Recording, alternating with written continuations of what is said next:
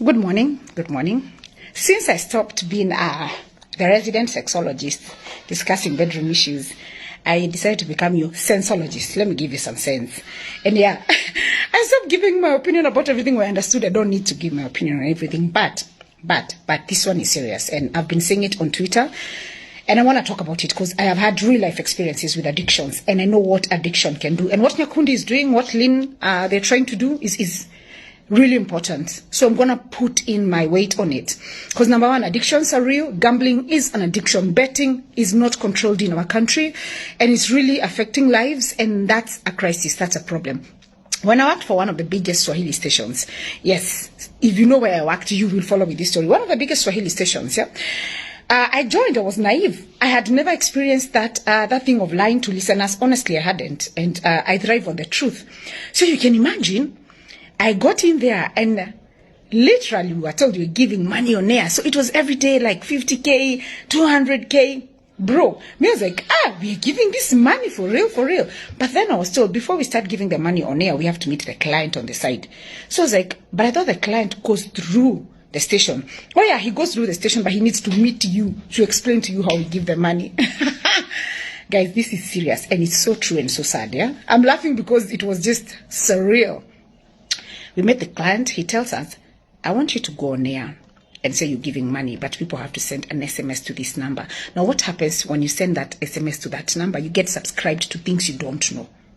They say the SMS is free, but this SMS starts cutting money from your account.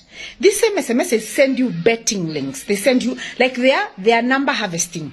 You get, they are number harvesting and they use these numbers to share with betting companies. They use these numbers to do all that. Now, the saddest part for me on air was we never gave money to a genuine person. It was, oh, Anita, do you know someone who can pretend they're listening to us to give them money? It was that actually for the longest. We never had genuine winners at all. And for me, I kept wondering, why are we doing that? But then, to be honest, then I was my moral compass was not moral, to be honest. I won't lie about it. So I really didn't care much. Potato, it didn't bother me. It's work.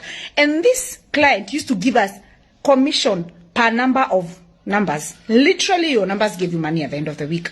That happens a lot in Swahili stations and vernacular stations. That's the reason you hear a presenter pushing the number so much, because they're given money based on the number of people who send an SMS during their show. There's a certain morning presenter, I'm telling you, in one of these Swahili stations, you will hear them going ham.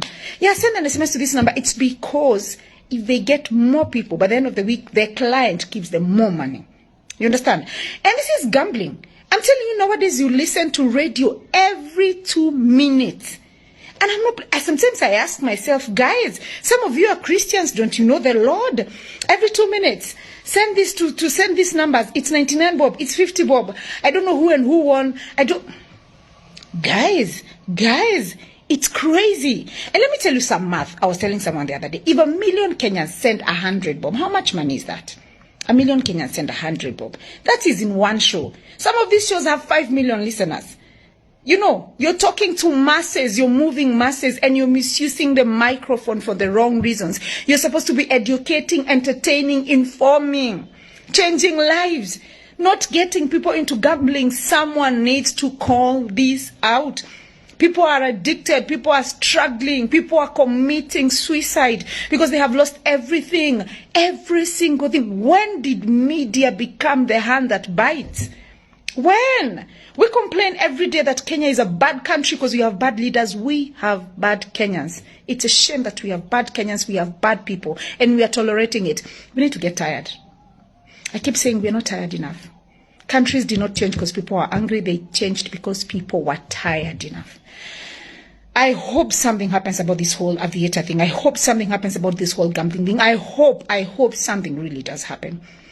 It has to start with us. We need to start with us. We really have to. Have an amazing Wednesday. May God work before us as a country. We're really struggling so much. And if we don't change as a people, we will perish. As America always says, change or perish.